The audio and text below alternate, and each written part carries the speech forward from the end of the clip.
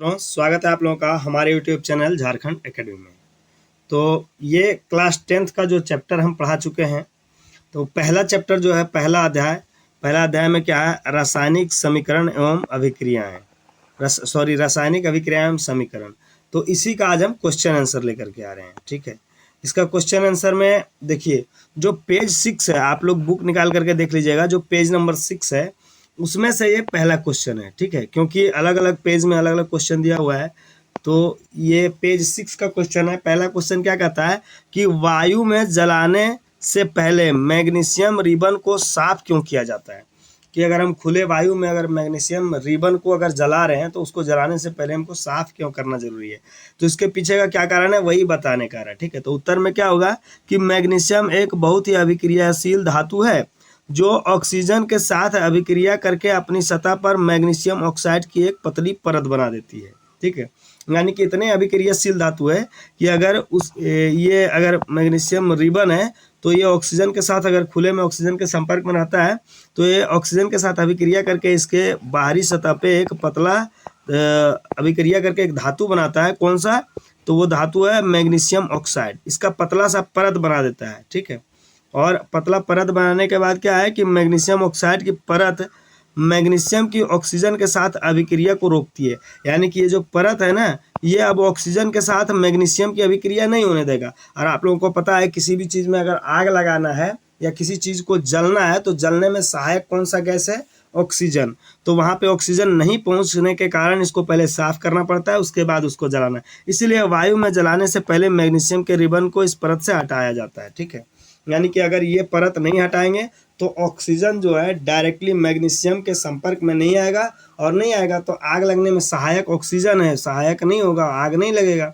ठीक है, तो ये इसका आंसर है। चलिए दूसरे क्वेश्चन की तरफ चलते हैं। आप लोग पॉज करके इसको लिख लीजिएगा, हम समझा भी इसीलिए दे रहे हैं कि लिखने के बाद दोबारा आप जब पढ़ें तो आपको ध्यान में आता रहे। ठीक है, इसीलिए हम समझाते हुए जा रहे हैं। चैप्टर में भी तो समझाए हैं सब कुछ।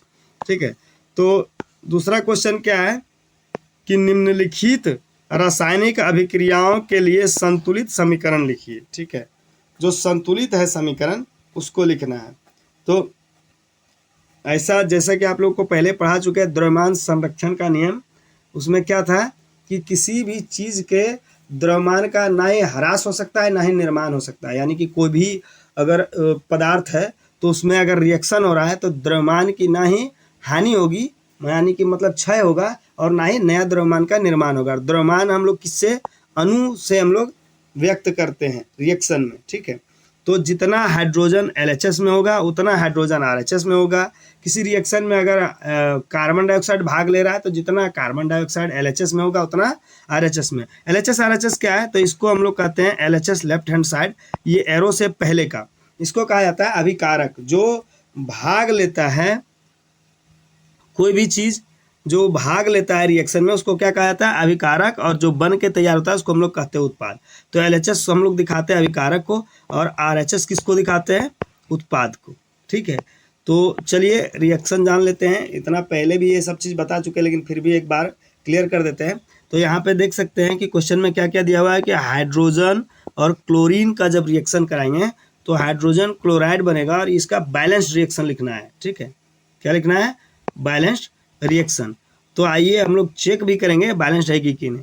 तो ये रिएक्शन जो है इसका बैलेंस्ड रिएक्शन है। यहाँ पे देख सकते हैं आप लोग हाइड्रोजन है, ठीक है, और ये Cl2 क्लोरीन है, और यहाँ पे क्या बनकर तैयार हुआ है? HCl, तो हाइड्रोजन क्लोराइड। ठीक है, आइए इसको हम बैलेंस है कि नहीं चेक करते हैं। सबसे पहले लिखते हैं LHS, और लेफ्ट हैंड साइड में चेक करते हैं कौन कौन सा पदार्थ है। सॉरी, तो ये हाइड्रोजन है, ठीक है, और ये क्लोरीन है Cl।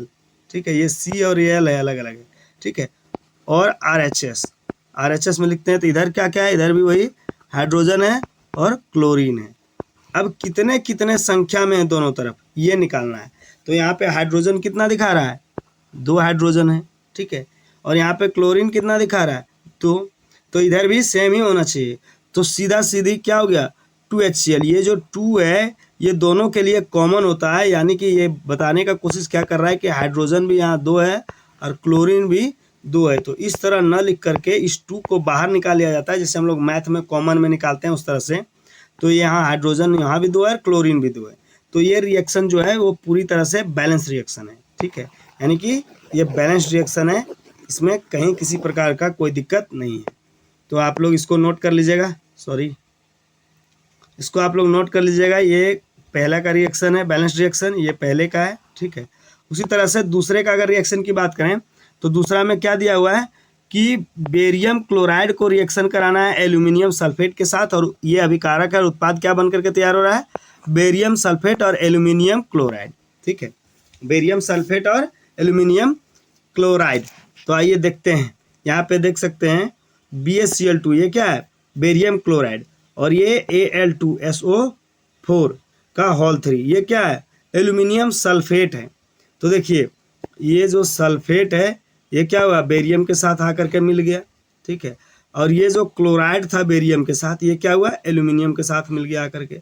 तो यहाँ क्या बन करके तैयार हो गया, ये तैयार हो गया बेरियम सल्फेट, और ये क्या तैयार हो गया, एल्यूमिनियम क्लोराइड। ठीक है, अगर इसका बैलेंस चेक करना है तो उसी तरह से LHS RHS लिख करके आप लोग चेक कर सकते हैं। ठीक है, और अगर दिक्कत है तो आप कमेंट बॉक्स में कमेंट कर सकते हैं कि सर ये चेक नहीं हुआ, तो हम अवश्य चेक कर देंगे। ठीक है, और दिखा भी देंगे। आप लोग सिंपली LHS RHS लिख लीजिए, एक साइड क्या है, एक साइड LHS लिख लीजिए, दूसरे साइड RHS लिख लीजिए, और जितना भी अभिकारक में है उसको एक एक करके लिख लीजिए। ठीक है, जैसे यहाँ पे इसको चेक कर देते हैं एक और, ये क्या है, बेरियम। ठीक है, और ये क्या है, Cl क्लोराइड। ठीक है, और इधर क्या है, Al यानी कि एल्यूमिनियम, और क्या है, सल्फेट।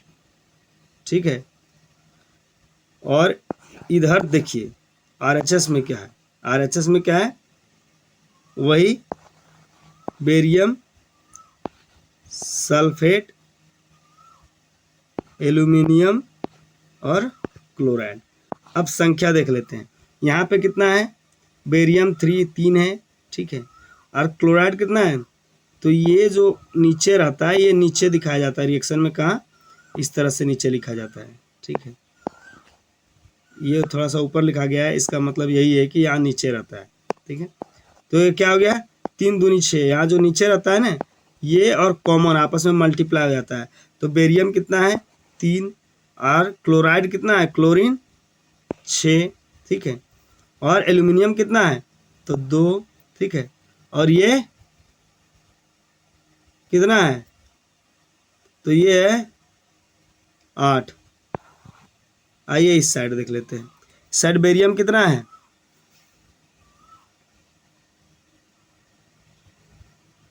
8 कैसे होगा, 12 होगा ना यहाँ पे, सॉरी आप लोग भी नहीं बताते हैं, ये क्या होगा, 12।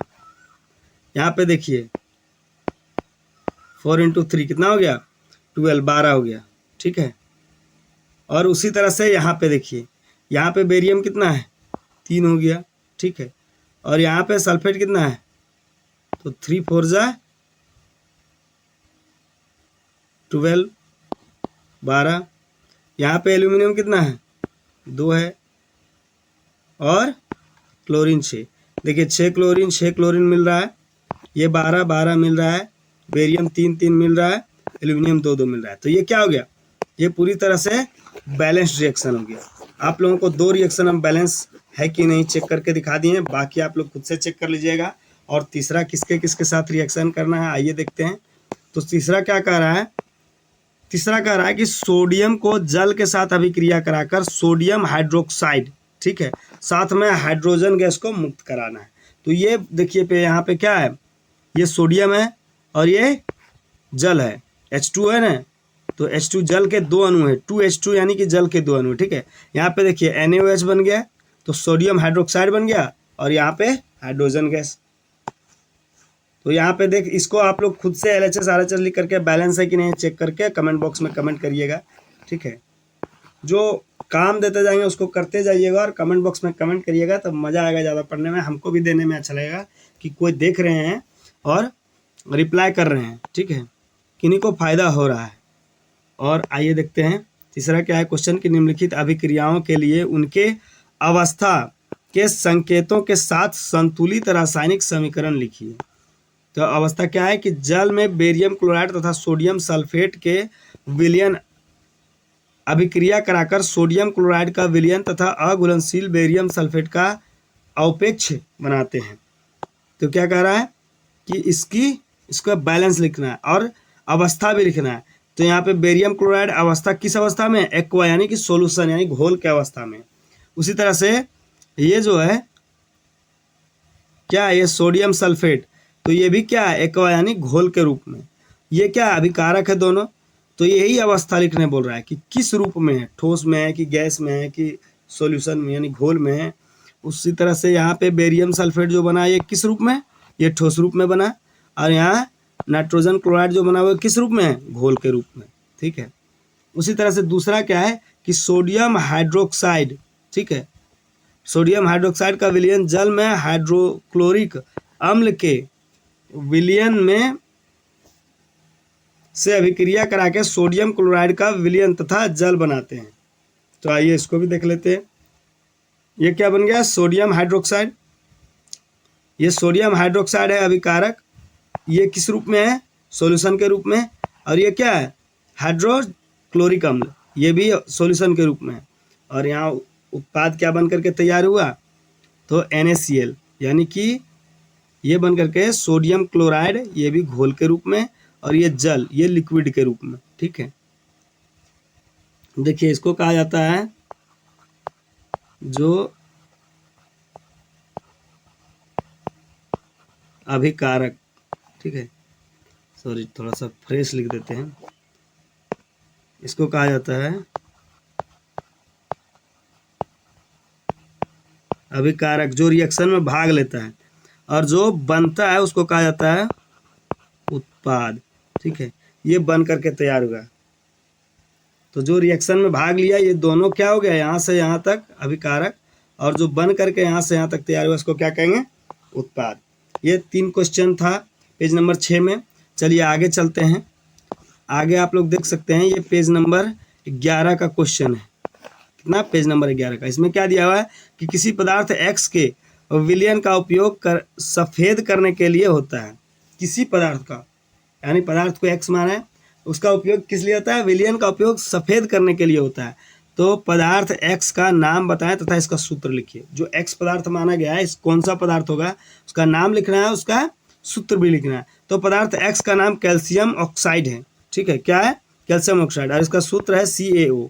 दूसरा क्या क्वेश्चन कर रहा है कि ऊपर 1 में लिखे पदार्थ X की जल के साथ अभिक्रिया लिखिए। यानी कि ये जो पदार्थ X था ये क्या था, कैल्शियम ऑक्साइड। अब इसको जल के साथ अभिक्रिया कराकर दिखाना है और लिखना है। तो कैल्शियम ऑक्साइड को जल के साथ अभिक्रिया करा के बुझे हुए चूने यानी कि कैल्शियम हाइड्रोक्साइड का निर्माण होता है। तो यहाँ पे देख सकते हैं ये जो है, और ये जल है। तो ये बन करके क्या तैयार हुआ, सोडियम हाइड्रोक्साइड। ठीक है, सॉरी कैल्शियम हाइड्रोक्साइड। और कैल्शियम हाइड्रोक्साइड को क्या कहा जाता है, बुझा हुआ चूना। इसी को कहा जाता है बुझा हुआ चूना, इसी को कहा जाता है बुझा हुआ चूना। चलिए आगे देखते हैं। इसमें 2 ही क्वेश्चन दिया हुआ है इस पेज नंबर में। पेज नंबर 11 में 2 क्वेश्चन है। तो एक तो बता चुके, दूसरा क्या है, क्रियाकलाप 1.7 में एक परख नली में एकत्रित गैस की मात्रा दूसरी से दुगुनी क्यों है, उस गैस का नाम बताइए। तो इसमें क्या है कि जो गैस है वो जल में 2 भाग हाइड्रोजन और ऑक्सीजन है। ठीक है, इसीलिए जल के विद्युत अपघटन के दौरान एक परख नली में एकत्रित गैस हाइड्रोजन की मात्रा दूसरे परख नली में उत्पादित गैस ऑक्सीजन की मात्रा दुगुनी होती है। परख नली में एकत्रित गैस हाइड्रोजन H2 है। ठीक है, यानी कि ये जल है। जो परख नली में जिसका इस्तेमाल किया जा रहा है वो क्या है, जल है। और जल हम लोग किस तरह से लिखते हैं, H2O, यानी हाइड्रोजन के 2 अणु और ऑक्सीजन के 1 अणु। यानी कि ऑक्सीजन से जस्ट दुगुना हाइड्रोजन को मिलाएंगे तभी जल बनेगा। ठीक है, तो ये जब जल बन करके तैयार हुआ तो परख नली में जब लिए तो एक परख नली में क्या है, जिसमें 2 गुना है उस परख नली में हाइड्रोजन है, और जिसमें 1 गुना है उस परख नली में क्या है, ऑक्सीजन है। यही तो है। ठीक है, चलिए आगे देखते हैं कौन से पेज नंबर। आप लोग पॉज करके जो है ना क्वेश्चन का आंसर नोट करके और अच्छे से याद करते जाइएगा। ठीक है, इसमें 2 ही क्वेश्चन था। आइए देखते हैं पेज नंबर 15। कितने पेज नंबर 15 में क्या है कि जब लोहे की कील को कॉपर सल्फेट के विलयन में डुबोया जाता है तो विलयन का रंग क्यों बदल जाता है, क्या कारण है। तो क्या होता है कि जब लोहे की कील को कॉपर सल्फेट के विलयन में डुबोया जाता है ना, तो नीचे दी गई अभिक्रिया होती है। कौन सी अभिक्रिया होती है, इस अभिक्रिया में लोहा आयरन, लोहा को क्या कहते हैं, आयरन, दूसरे तत्व कॉपर सल्फेट के विलयन से विस्थापित कर दिया है, विस्थापित या हटा देता है।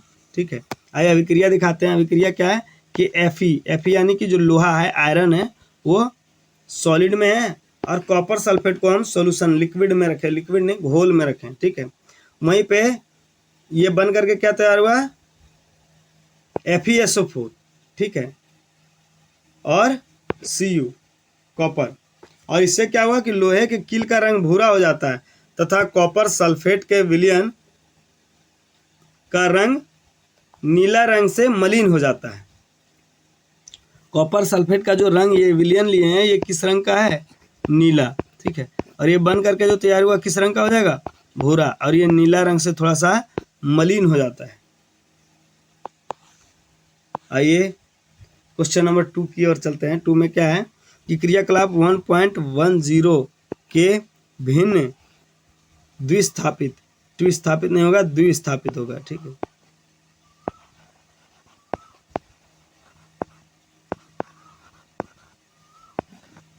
द्विस्थापित अभिक्रिया का एक उदाहरण दीजिए।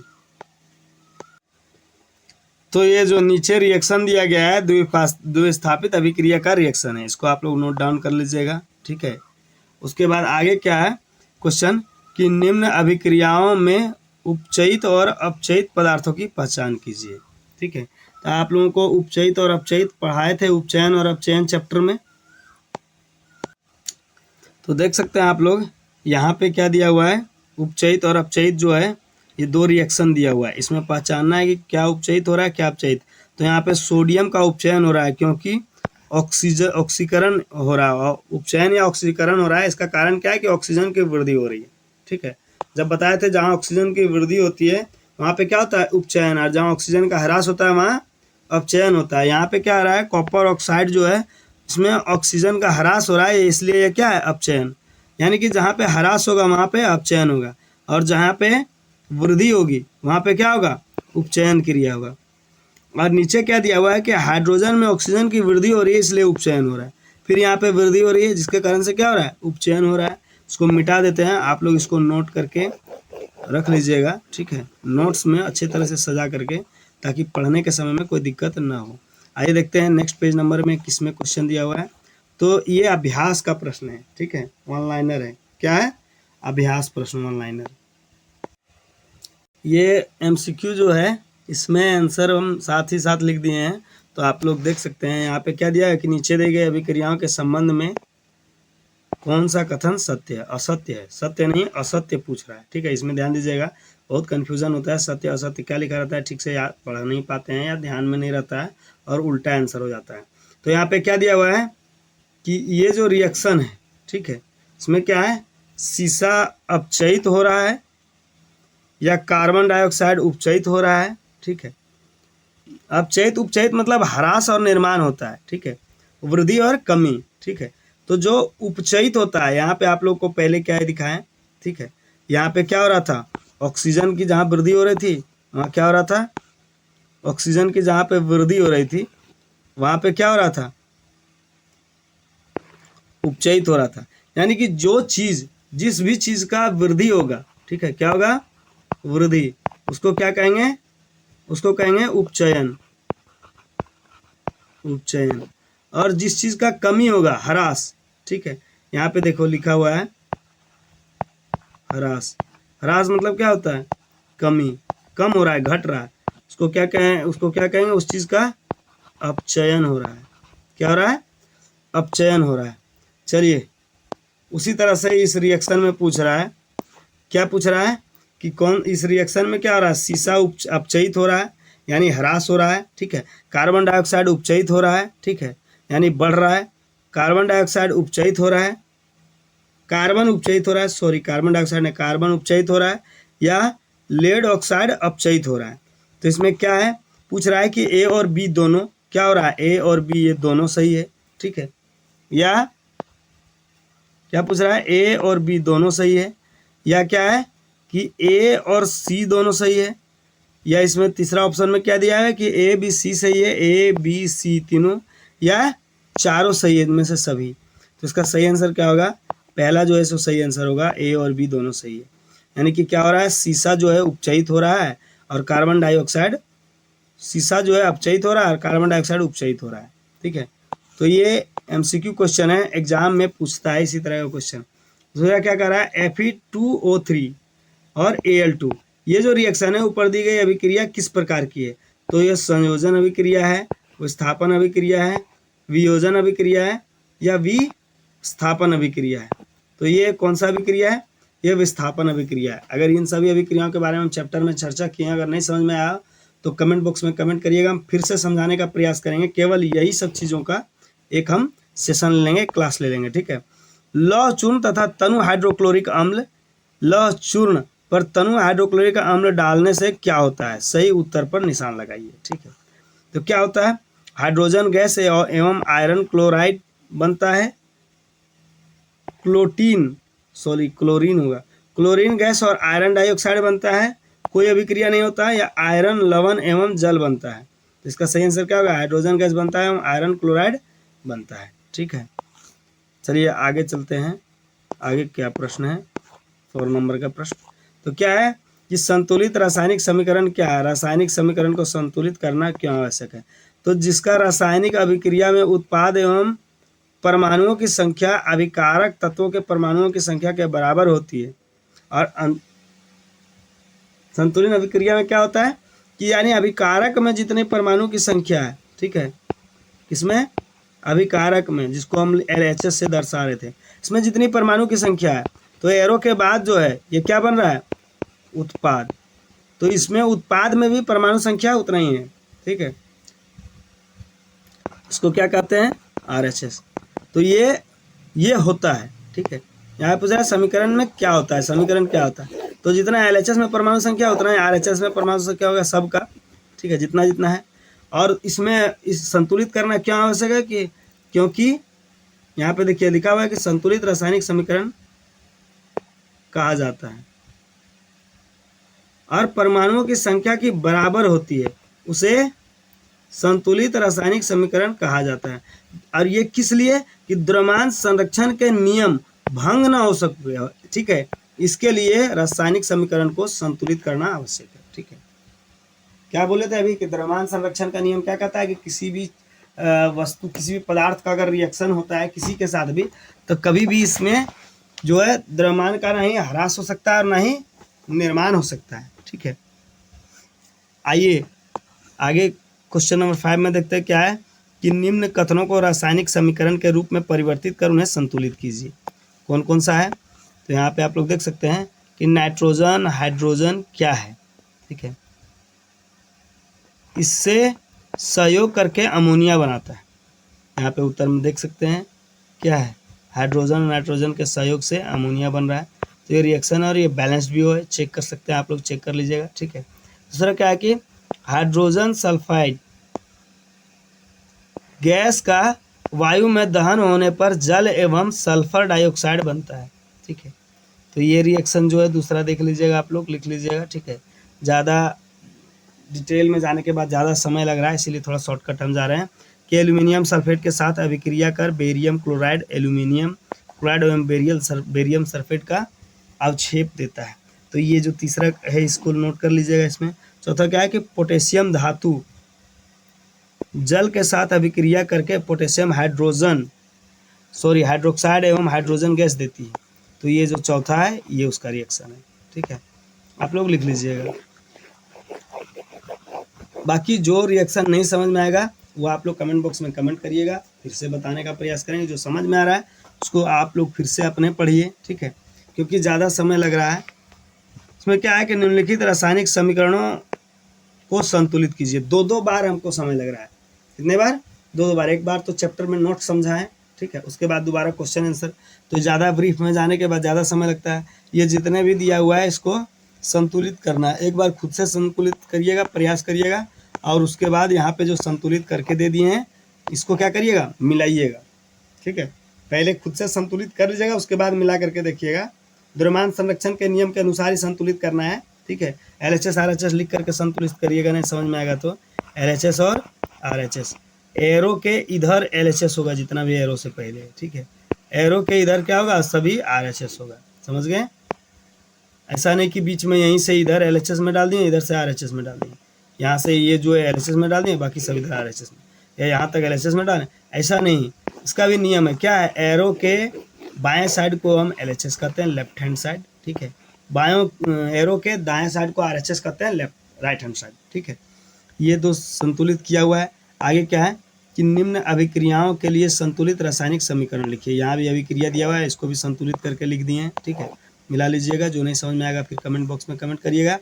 निम्न अभिक्रियाओं के लिए संतुलित रासायनिक समीकरण लिखिए। ये भी अभिक्रिया है, इसको भी संतुलित करके लिखना है। ठीक है, तो उसको भी हम यहाँ पे दे दिए हैं, देख सकते हैं आप लोग। और किस तरह का अभिक्रिया है वो भी दिए हैं, विस्थापन, संयोजन, वियोजन। ठीक है, सब कुछ लिखा हुआ है। उसके बाद क्या है, उष्माशेषी और उष्माक्षेपी और उष्माशोषी अभिक्रिया क्या होती है। ठीक है, तो ये क्या है कि उष्माक्षेपी अभिक्रिया क्या है, जिस अभिक्रिया के उत्पाद के साथ उष्मा का भी उत्सर्जन होता है, उसको क्या कहा जाता है, उष्माक्षेपी। यानी कि जब हम रिएक्शन कराएं तो उसमें क्या है, उष्मा भी साथ में निकल रहा है, तो वो कौन सा अभिक्रिया होगा, उष्माक्षेपी। ठीक है, और दूसरा क्या है कि जिन अभिक्रियाओं के साथ उष्मा का शोषण होता है। ठीक है, यानी कि जो अभिक्रिया कराने में थोड़ा सा उष्मा देना पड़ता है, यहाँ पे देखिए लिखा है कि उसे उष्माक्षेपी अभिक्रिया कहा जाते हैं। और उष्माशोषी अभिक्रिया क्या है कि जिस अभिक्रिया में उष्मा का अवशोषण होता है उसे उष्माशोषी अभिक्रिया कहा जाता है। ठीक है, यहाँ पे देख सकते हैं अभिक्रिया भी लिखा हुआ है, आप लोग लिख लीजिएगा। आगे क्या है कि उष्माक्षेपी अभिक्रिया किसे कहते हैं, वर्णन कीजिए। तो उष्माक्षेपी अभिक्रिया जिस रासायनिक अभिक्रिया में उत्पाद के साथ उष्मा भी निकलता है, यानी कि रिएक्शन कराएं और उत्पाद के साथ देखिए ऊर्जा किस रूप में है, हीट एनर्जी में, हीट एनर्जी में, तो ये क्या हो गया, ये उष्माक्षेपी हो गया। और उष्माशोषी क्या है, जिसमें उष्मा का शोषण होता है। देखिए, वियोजन अभिक्रिया को संयोजन अभिक्रिया के विपरीत क्यों कहा जाता है, इस अभिक्रिया के लिए समीकरण लिखिए।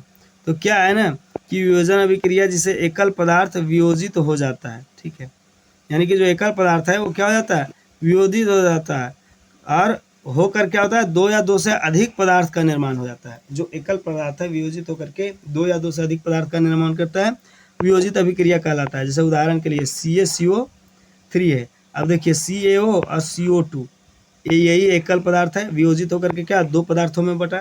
ठीक है, और संयोजन अभिक्रिया कहा जाता है वह अभिक्रिया जिससे दो या दो से अधिक पदार्थ मिलकर एक पदार्थ का निर्माण करते हो, संयोजन अभिक्रिया। ठीक है, यानी कि ये टूट करके दो या दो से अधिक में बिखर जाता है, और ये क्या होता है, दो या दो से अधिक जो है अकेले एक में बढ़ जाता है। तो यहाँ पे देख सकते हैं उदाहरण के लिए CaO + H2O, तो क्या बनेगा CaOH का होल 2। ठीक है, आगे देखिए क्या है, उन वियोजन अभिक्रियाओं के एक एक समीकरण लिखिए जिसमें उष्मा, प्रकाश एवं विद्युत के रूप में ऊर्जा का उत्पादन किया जाता है। तो यहाँ पे देख सकते हैं CaCO3 और CaO क्या बन गया, CaO + CO2।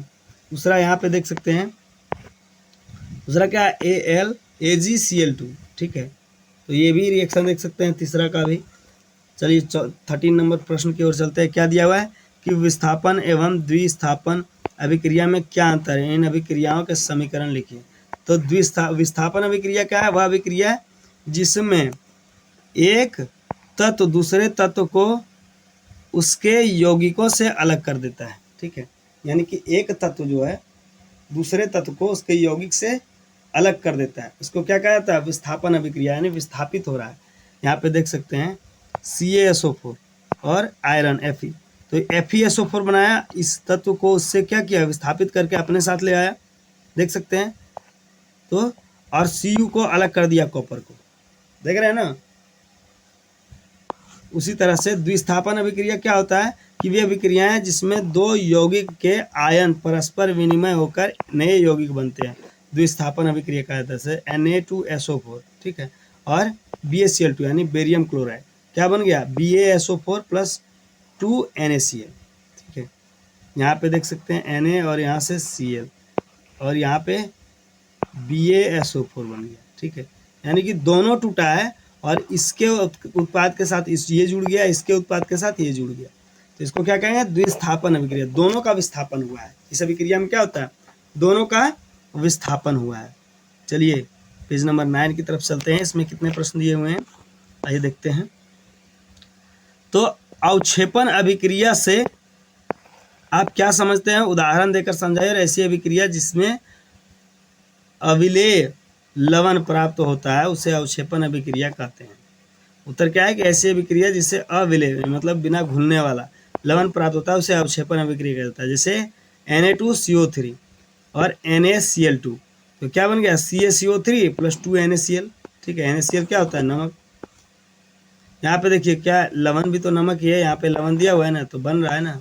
आगे क्या है कि ऑक्सीजन के उपयोग या ह्रास के आधार पर, यह ह्रास होगा, ह्रास के आधार पर निम्न पदों की व्याख्या कीजिए और प्रत्येक के लिए 2 उदाहरण दीजिए। उपचयन और अपचयन, तो क्या है, उपचयन वह अभिक्रिया है जिसमें ऑक्सीजन की वृद्धि और हाइड्रोजन की ह्रास होती हो उसे उपचयन अभिक्रिया कहा जाता है, ठीक है। जिसमें दिया हुआ है Mg + O2, ठीक है, 2Mg + O2 यहाँ पे दिया हुआ है एक रिएक्शन। और दूसरा अपचयन क्या है, वह अभिक्रिया जिससे ऑक्सीजन का ह्रास और हाइड्रोजन की वृद्धि हो, ठीक है। जैसे दिया हुआ है CuO2, ये पे अभिक्रिया दिया हुआ है, इसको लिख लीजिएगा। 17 नंबर प्रश्न में क्या कहता है कि भूरे रंग का चमकदार तत्व X को वायु के उपस्थिति में गर्म करने पर वह काले रंग का हो जाता है। इस X का काले रंग यौगिक का नाम बताइए। तो भूरे रंग का जो तत्व है, ठीक है, भूरे रंग का जो तत्व है X कॉपर है, ठीक है। और कॉपर को गर्म करने पर क्या हो जाता है, ये क्या है, कॉपर है। और कॉपर को गर्म करने पर क्या होता है, ऑक्साइड बनाता है। और इसके साथ क्या होता है कि ऑक्साइड बनाने के साथ इसका रंग भी है, काली परत चढ़ जाती है इस पर। समीकरण आप लोग देख सकते हैं, ठीक है। 18 नंबर प्रश्न की जरूरत है, लोहे की वस्तुओं को हम पेंट क्यों करते हैं। तो क्यों करते हैं कि हम लोहे की वस्तुओं को पेंट इसलिए करते हैं ताकि लोहे की सतह वायुमंडल के गैसों की नमी के साथ संपर्क साथ में नहीं आ सके। यानी ये लोहे का गैस है, जब हम इस पर पेंट चढ़ाते हैं तो इसका जो सतह है क्या होता है, ऑक्सीजन, ये वायुमंडल में जो गैस है नमी के साथ उसके साथ नहीं मिलता है और नमी नहीं होने के कारण इस पर जंग नहीं लगता है। जिससे उस पर जंग नहीं लगता है, वस्तुएं एवं लंबी समय तक उपयोगी बन रहती है। ये वस्तुएं क्या है, वस्तु भी लंबा समय तक रहता है, उसका उपयोग भी लंबा समय तक कर पाते हैं। नेक्स्ट प्रश्न क्या है, तो नेक्स्ट प्रश्न है, तेल एवं वसा युक्त खाद्य पदार्थों को नाइट्रोजन से प्रभावित क्यों किया जाता है। तो क्यों किया जाता है कि नाइट्रोजन अभिक्रियाशील गैस है और तेल एवं वसा युक्त जो खाद्य पदार्थ है उसका उपचयन या हो सके इसके लिए उन्हें नाइट्रोजन के साथ प्रभावित किया जाता है, ठीक है। नेक्स्ट प्रश्न क्या है, और ये अंतिम प्रश्न है कि निम्न पदों का वर्णन कीजिए एवं प्रत्येक का एक एक उदाहरण दीजिए। तो क्या है, संक्षारण। संक्षारण क्या है कि जब कोई धातु वायुमंडल में के संपर्क में आती है तो वायुमंडल में उपस्थित नमी का ऑक्सीजन के साथ अभिक्रिया करके अवांछित पदार्थ जैसे कि ऑक्साइड, हाइड्रोक्साइड, कार्बोनेट आदि में क्या है, परिवर्तित हो जाता है और धातुओं का अवांछित यौगिक में परिवर्तन का संरक्षण कहते हैं। इसको क्या कहा जाता है, परिवर्तन का संरक्षण। और आगे क्या है, विकृत गंधिता। विकृत गंधिता क्या है कि जब किसी तेल या वसा युक्त खाद्य पदार्थ के साथ स्वाद एवं गंध में उपचयित होकर पदार्थ परिवर्तन हो जाता है तो ऐसे घटना को क्या कहा जाता है, विकृत गंधिता कहलाती है, ठीक है। इसी तरह की घटना क्या कहलाती है, विकृत गंधिता। तो इस प्रश्न का सारा क्वेश्चन आंसर हो गया। आप लोग नोट्स बना करके अच्छे से लिख करके रखिए संभाल करके, ताकि अभी पढ़िए और फिर एग्जाम के समय में रिवीजन करने में आसानी हो, ठीक है। तो और अगर अभी तक हमारे चैनल को सब्सक्राइब नहीं किए हैं तो अवश्य सब्सक्राइब करें, और जो नहीं समझ में आता है उसको कमेंट बॉक्स में अवश्य कमेंट करें, ठीक है। तो हमारे चैनल को लाइक करिए, शेयर करिए, सब्सक्राइब करिए और शेयर करिए स्पेशली अपने उन दोस्तों के साथ जो JCERT NCERT क्लास 6, 7, 8, 9, 10 की तैयारी कर रहे हैं। तब तक के लिए धन्यवाद। जय हिंद।